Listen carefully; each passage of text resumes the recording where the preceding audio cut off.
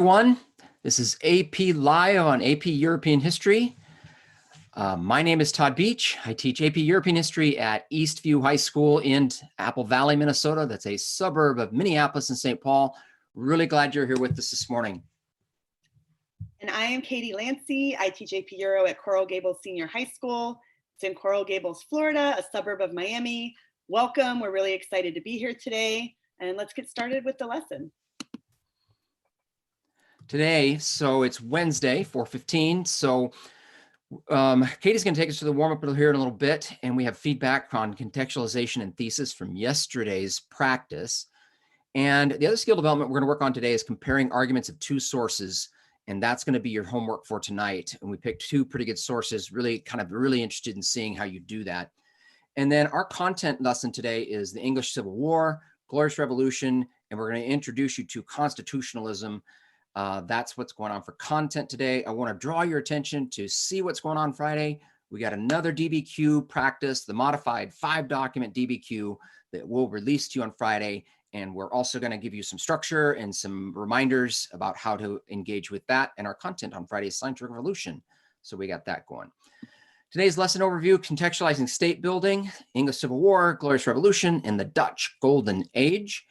The next slide shows our learning objectives today and the thinking skills. You're welcome to pause the video at this point and read through those if you want to. But let's get started with today's warm-up. Oh, wait, I forgot. So this happens. Yesterday, I was talking through some of the samples, and I was talking through this sample specifically, but I'm watching the playback yesterday, and this slide is not up. So I don't know if coronavirus has invaded YouTube, but it was not there. But you can see my cursor moving over the sample. Anyway, I want to make sure I give this shout out to Matthew from San Ramon Valley High School. This was your response, and you did attribution, you did the sourcing point of view, the historical situation, and that the suggestion we had was to add that document number to complete the citation, cue the reader. So you heard me talking about this yesterday, Matthew, and then you're like, where is my sample? I'm just letting you know it was there. Didn't show up for some reason. We're hoping there are no glitches today, but hey, I just want to make sure I validate you did a great job with that one. That's great, Todd. And there, you know what? So many students are doing a great job at this work.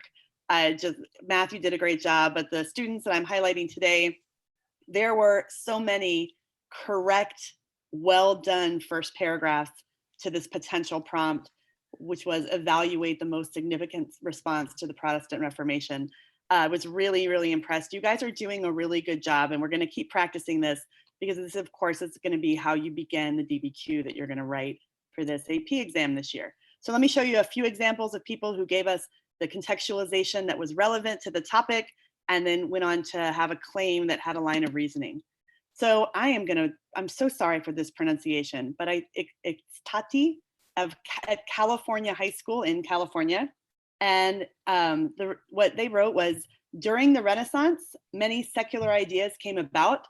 Many of these secular ideas contributed to the Protestant Reformation. Praise of Folly by Erasmus criticized the church and its use of pluralism, simony, and absenteeism. Martin Luther wanted to reform the Catholic Church and get rid of corruption, such as the selling of indulgences. Martin Luther wrote the 95 Theses, stating that problems within the church. His ideas led to many new religions, such as Calvinism and Lutheranism. And so that's a lot of fact-based background to the Protestant Reformation. And then we move on to the claim using those words from the prompt, which Todd and I have said we really like for you to cue the reader and to keep yourself on track. The most significant response to the Protestant Reformation was the 30 Years' War between Protestants and Catholics. The 30 Years' War resulted in lessened power of the Holy Roman Empire, a divided and weakened German states, and a shift in the balance of power in Europe. So it's a really nice response here with a nice thesis that gives a line of reasoning that's kind of really well done. So that's a great job. And then this is Alyssa from Lawrence Del Bell High School in Texas. Again, another really rich fact-based contextualization. In the 16th century, the rise of new monarchs led to a shift from laws guided by religion to laws suited for secular rule. With the centralization of power came a diminishment in the authority of the Catholic Church. The decline of the Catholic Church was furthered with the rise of the Protestant Reformation. when individuals such as Martin Luther addressed the worldly corruption of the church and challenged its traditional practices by preaching salvation through faith alone, and that the Bible is the sole source of authority. With a break in the unity of Christendom came political and religious responses, while many political rulers encouraged the adoption of Protestantism as a means to consolidate their power over the church. Really nice start to this. The most significant response to the Protestant Reformation of the 16th century was the attempt of the Catholic Church to reform and reassert its practices, because it would lead to renewal and spread of Catholicism in the New World and Asia, where European states were beginning to assert their influence. So a completely different answer, which was totally fine, with a nice line of reasoning, bringing in that Counter-Reformation as the most significant response. So really, really nice job. And then this was really interesting. This is Julia, and she attends Leaf Academy in Slovakia. So I realized that AP is all over the world, and this was a really great response that we received. The Protestant Reformation sweeping through the 16th century had brought about significant changes in how people viewed faith, as well as religious and state authorities. It initially started as a direct confrontation with the Catholic Church by criticizing its hierarchy and practices. But over time, German princes used the opportunity to oppose the Catholic Holy Roman Empire. Therefore, it had become a struggle for power among the German princes. Hence, both the Catholic Habsburgs as well as the Catholic Church itself needed a prompt and effective response to the crisis aroused by Protestantism. And so just nice, rich, fact-filled contextualization there. And then the most significant response to it, therefore, is the Peace of Westphalia in 1648, as it not only allowed for religious toleration, including Calvinism, which was not recognized by the Peace of Augsburg, but established the notion of the state that still prevails in Europe and strived to achieve a power balance among states, which would affect politics of the years to come. So really excellent and far away from us response from Julia. Thank you guys. We continue to be so impressed by all of the submissions that you have as we are practicing the skills that you need to write the DBQ on May 13th. That was great. Thank you, Katie. So let us know what you think about that. Give us your feedback about the samples. We have a Twitter account now at Learning Euro. Just send us a tweet. Let us know if it was helpful. We may even feature your feedback tomorrow at Learning Euro. We're going to start with our content today, what you need to know, and I'm going to contextualize state building at this time. So take a look at the map, and we have a map of Europe after the Peace of Westphalia, 1648. And so we're talking about state building today. Today we're going to be talking about English Civil War. We're going to be talking about constitutionalism. Tomorrow we're going to be talking about the absolutist monarchs. So let's take a look at this map and just get some context here. So we see in England, we're going to be talking about Civil War there today and what's going on. You see that Scotland is independent, part of Ireland is independent. We're going to be talking about France tomorrow, Spain, we've been talking about Portugal, but look at the Holy Roman Empire. That is the area in the red, or in that red boundary. And we're going to be talking about the Netherlands today and the Dutch. And you see part of that is the Spanish Netherlands, and part of it is going to be the independent Dutch, the north in the pink up there. So we're going to talk about their system of government today. And I just wanted to it's been a while since we what is Europe look like today on that map in 1648. So that will give us that as well. Take a look at Poland too. The weak kings of Poland we're going to be talking about, and then Russia we'll be talking about as well.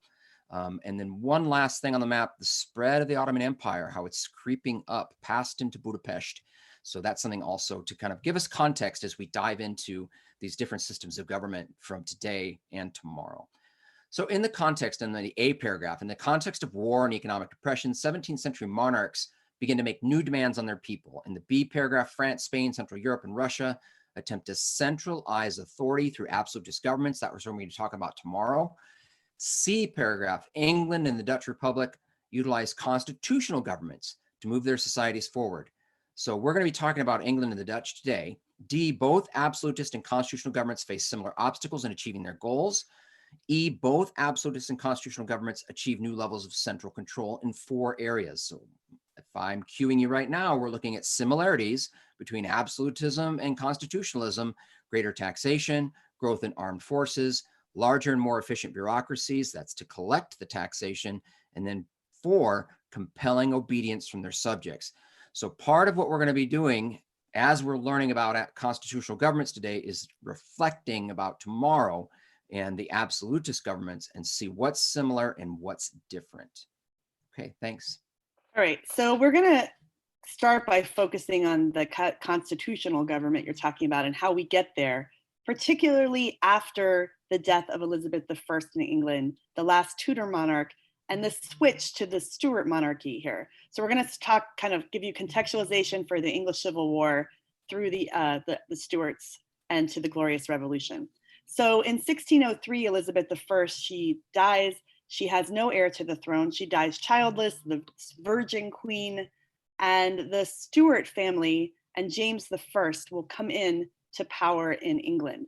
He steps into the shoes of a very popular monarch, and those are very big shoes to fill, and there's going to be problems because of that. In B, we are going to see religion playing a role in the English Civil War. We're going to see Calvinist Puritans that are seeking to take that English Reformation, that Anglican church that we talked about yesterday, and purify it of everything that still looks Catholic in it. James I has this famous quote you see in bold there, "No bishop, no king."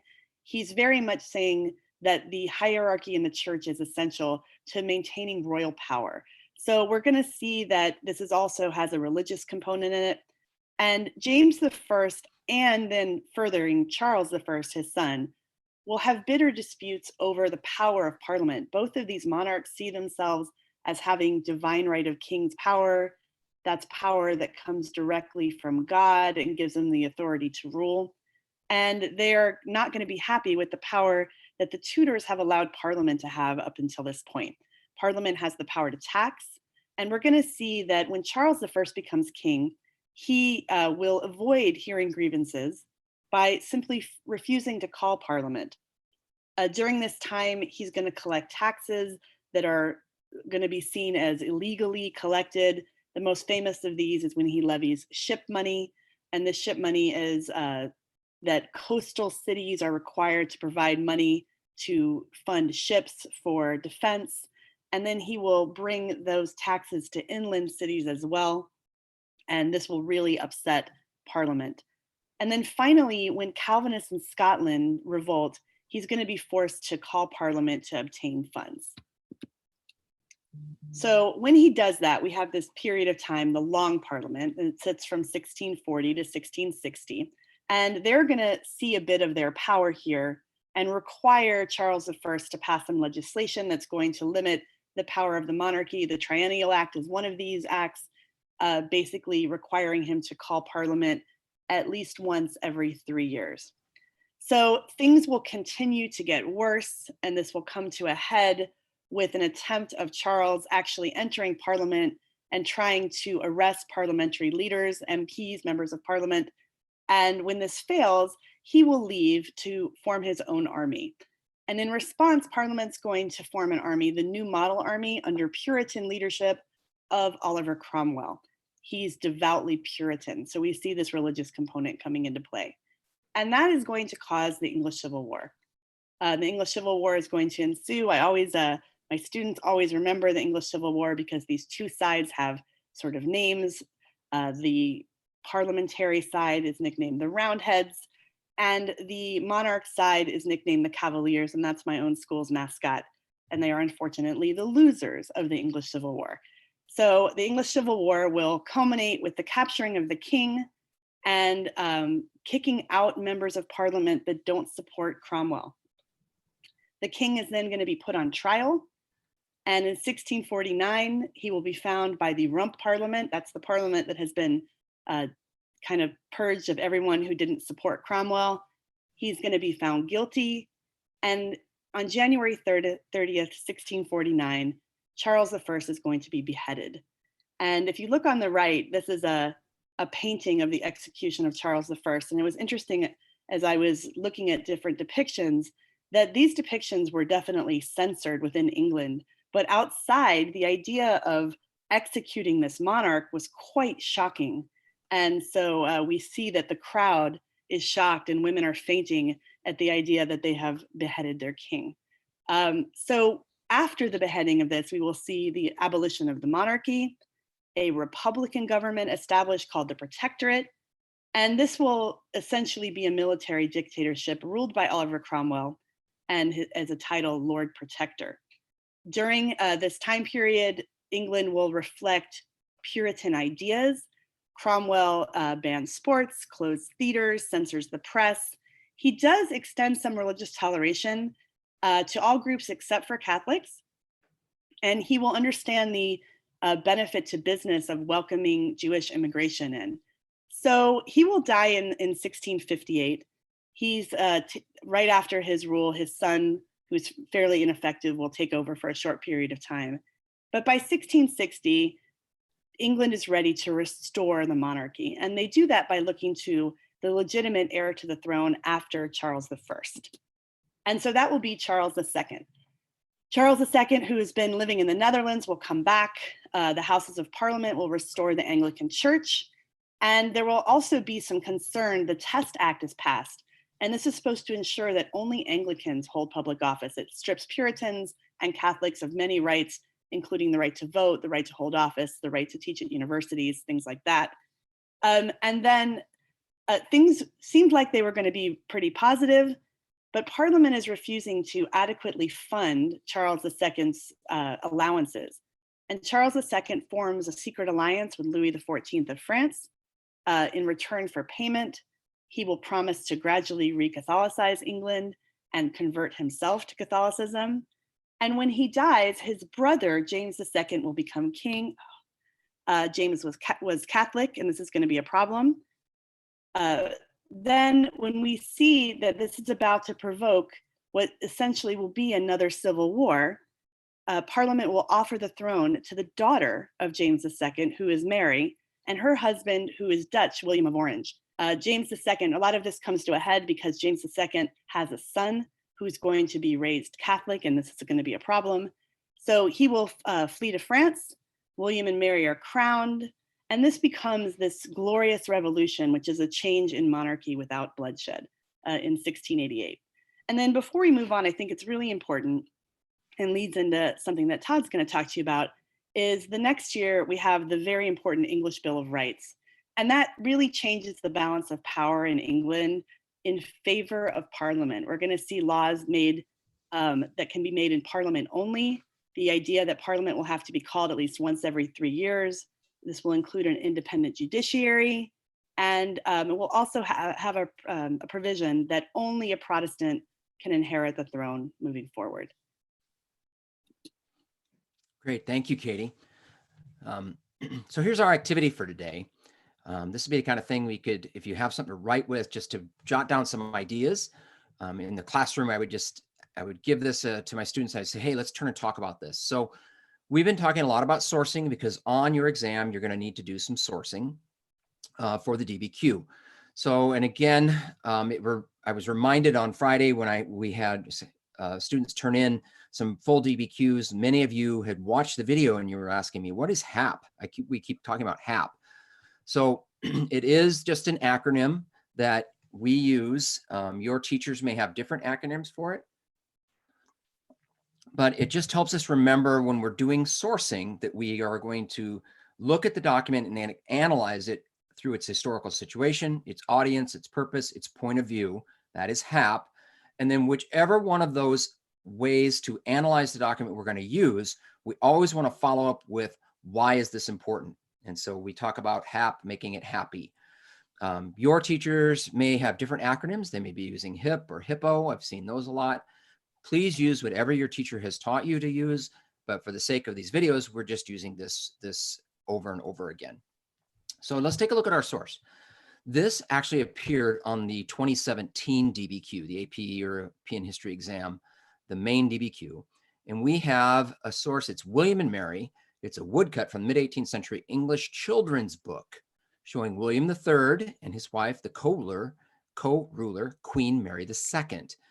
And then they gave us the scroll at the bottom. They gave us what we call a gloss or an explanation. The scroll in William's hand is labeled Bill of Rights. The rhyming verse below this image reads, William the hero with Maria mild, he, James, nephew, she, his eldest child, fixed freedom in the church, reformed the coin, opposed the French, and settled Brunswick's line. And then they give us an asterisk, which tells us what Brunswick's line is, which you see that definition at the bottom. So real quick, just write down, what would I do if I had this document, if I'm talking about maybe the audience, right? A rhyming verse, it appeared in a children's book. So if that's our audience, what is the purpose of this source for that audience? Think about that. What ideas come to mind? And again, just jot down some ideas. This would be the kind of thing, like I said, in class, I'd say, hey, let's turn a talk and then let's share this out. What are you thinking about this? So that's just an activity. I wanted to give you a visual source today. You know, on the AP exam, the DBQ you're writing will have a visual source. So we have to be able to think about how we're going to hap or source that visual source so we can use it in our DBQ. So I hope that activity was helpful. That's Katie? great. Oh, this is me. Okay, we're going to talk about the Dutch Republic and the Golden Age. And again, we're talking about constitutionalism today. Katie did a great job of talking to us about that civil war in England, bringing us through the Restoration, and then finally glorious revolution, revolution meaning change of government, and they end up with a constitutional monarchy. So now we have the Dutch Republic and the Golden Age. And let's just talk about what constitutionalism is. It is the limitation of government by law. So a nation's constitution can be written like ours is in the United States, or it can be unwritten like it is in England. Constitutional government can take a monarchical or a republican form, a monarchical form like we see in England, a republican form like we see here. And the Dutch system of government rested on assemblies of wealthy merchants, which you call oligarchies. In each of the 7 provinces of the Dutch system, we call those estates.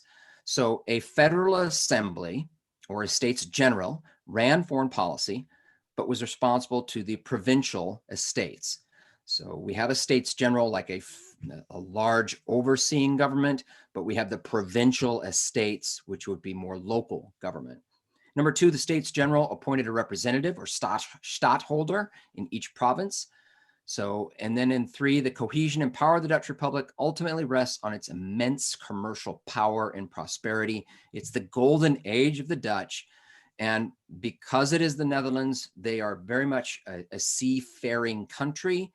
And they start these, they start like the Dutch East India Company, the Dutch West India Company, these big commercial companies which specialize in shipping.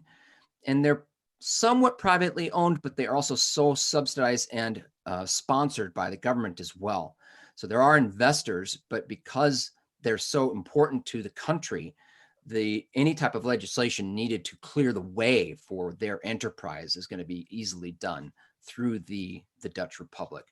And then C, the Netherlands was the only realm in early modern Europe with almost complete religious toleration. There is scattered evidence of anti-Semitism, but Jews were accepted and assimilated into Dutch business and general culture.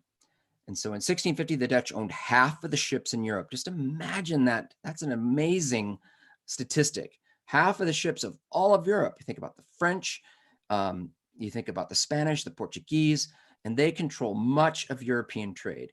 In the 17th century, the Dutch probably had the highest standard of living in the world. So that's something that tells you about the Dutch Golden Age. A lot of great painters come out of the Dutch Republic at that time.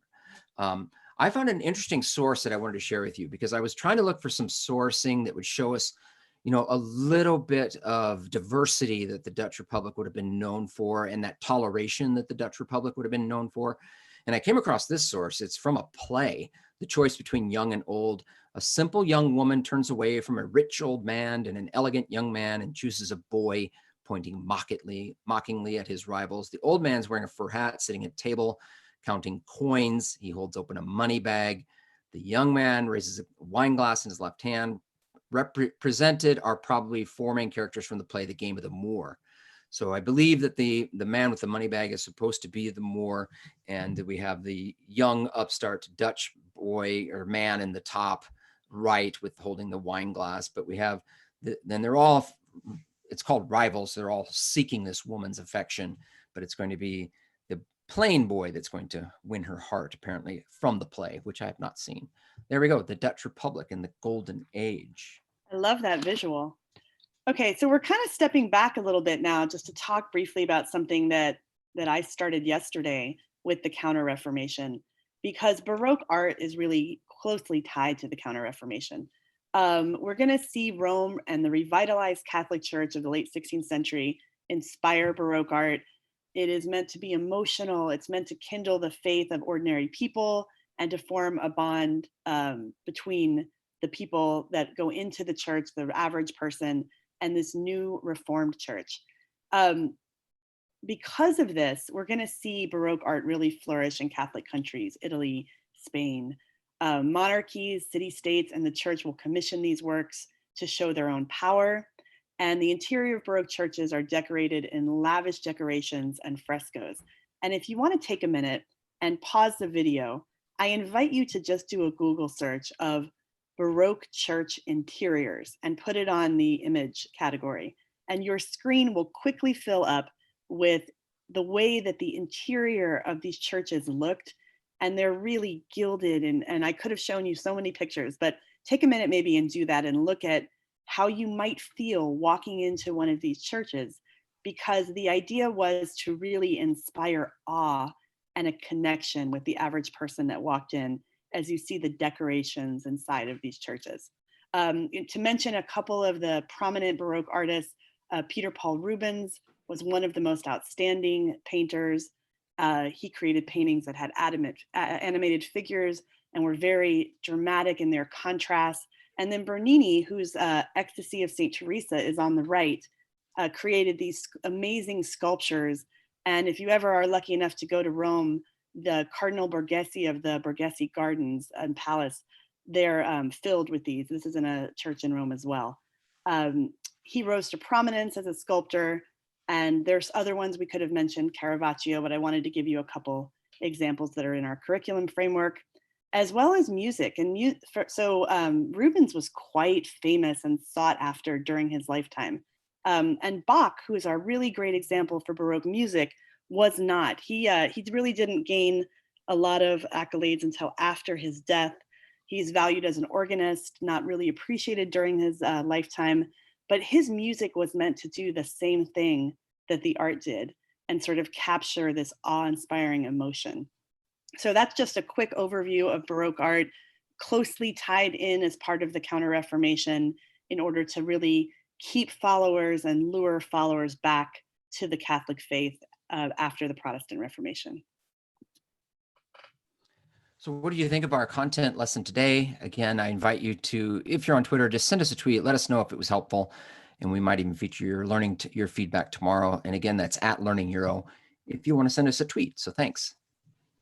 Okay, so very quickly, here's our key takeaways that had to do with the artistic expression of Baroque, causes and consequences in the English Civil War, and the Dutch Republic. And as Todd said, we're going to be contrasting that tomorrow with another major form of government that's coming in the form of absolutism, and looking at causation at the bottom and comparison. Okay, for your practice and your homework today, I wanted to give you some sources and I wanted you to do some comparison.